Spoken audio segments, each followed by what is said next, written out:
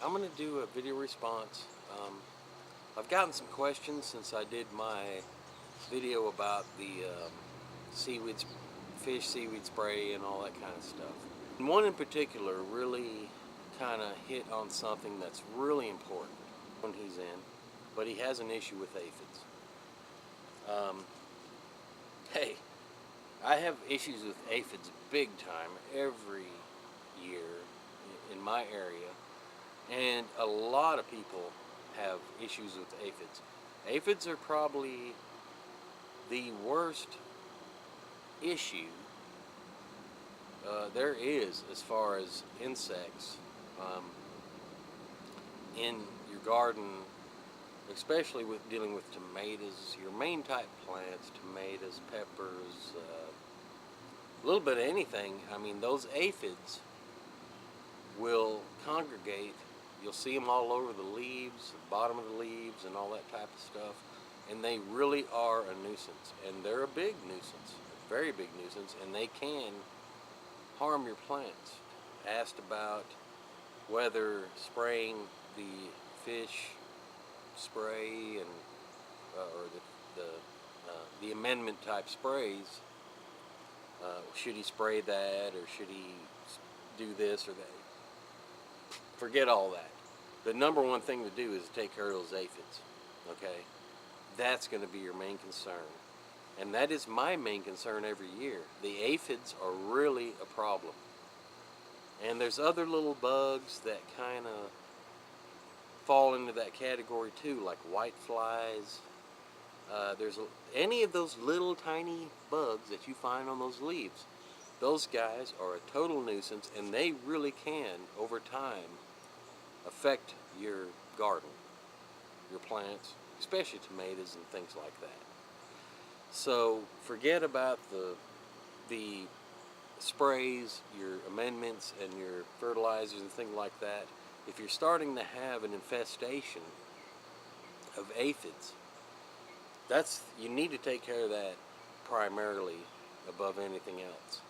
I mean, you can still put amendments in the soil. You can take, like the fish fertilizers and things that I talked about in my previous video, just drench the soil. The plant's still going to take it up. But that's not going to kill aphids and draw them, get them out of the way. Now here, let me explain something. This is really important. Probably the most important thing you could ever know about plants in your garden and bug infestation is this, and this is honest to goodness truth. It's very important.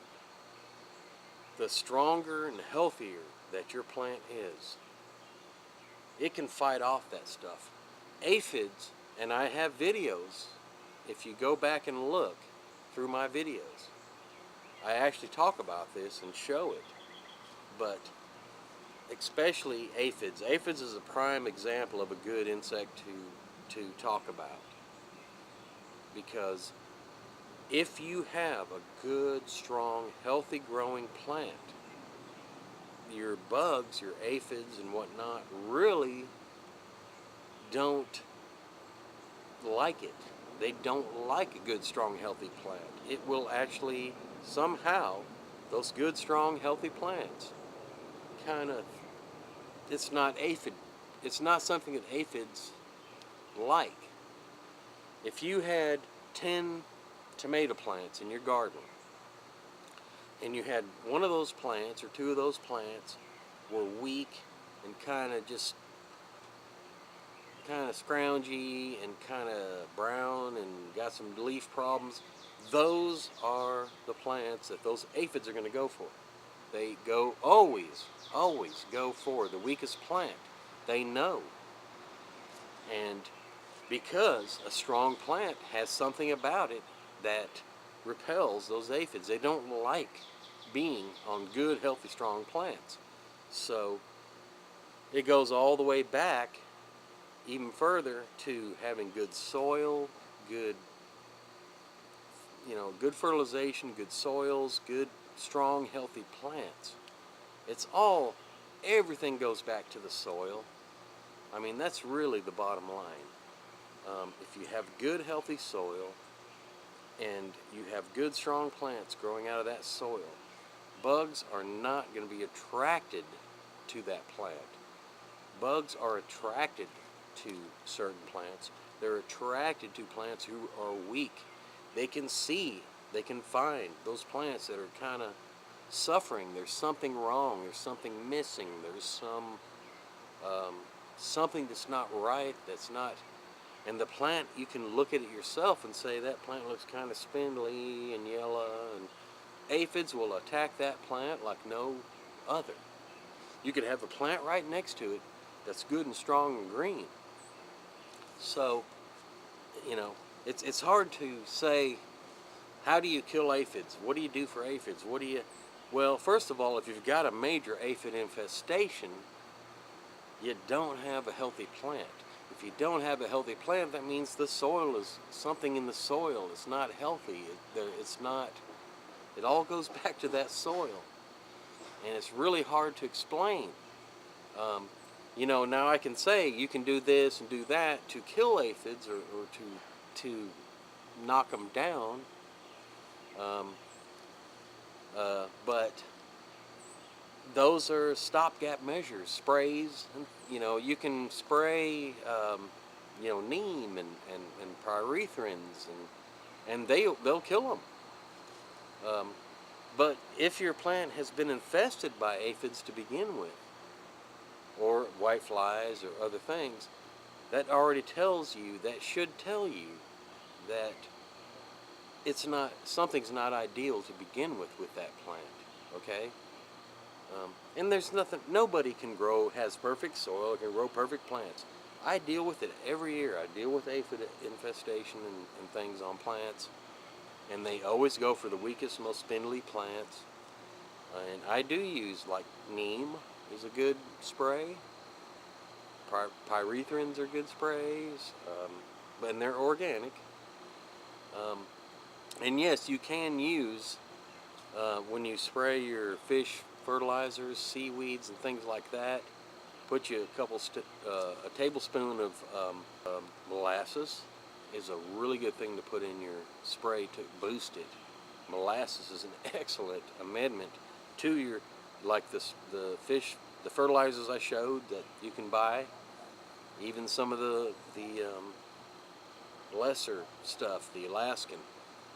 Put a teaspoon of molasses in there with it. It helps it stick. It feeds stuff. And you can actually just spray molasses sometimes, and it puts up a biofilm, and it helps protect that plant from aphids and things like that. But the point is not to have an infestation and then deal with it. The point is not to have an infestation to begin with, and it's healthy, strong plants. Look at your soil. It's all in your soil. I promise you, if you have kick-butt soil that grows kick-butt plants, there is no insects that are ever going to bother it. You'd be amazed. It really makes a difference. It really does. The health of the plant. But, you know, we're not all perfect, and our soil ain't perfect, and you do have infestations. Well, how do you deal with it? As far as aphids and things like that, and whiteflies and that type of stuff, I would go with a neem spray or pyrethrin, and that'll knock it down. And that may give your plant a chance to kind of build up and get a little stronger, and they won't come back, you know. They'll move on to some other weaker plant. And in a lot of cases, there's some cases where people actually grow a plant just to let the bugs eat that plant up. They'll grow an old little weak plant on the side, and it's called a trap crop.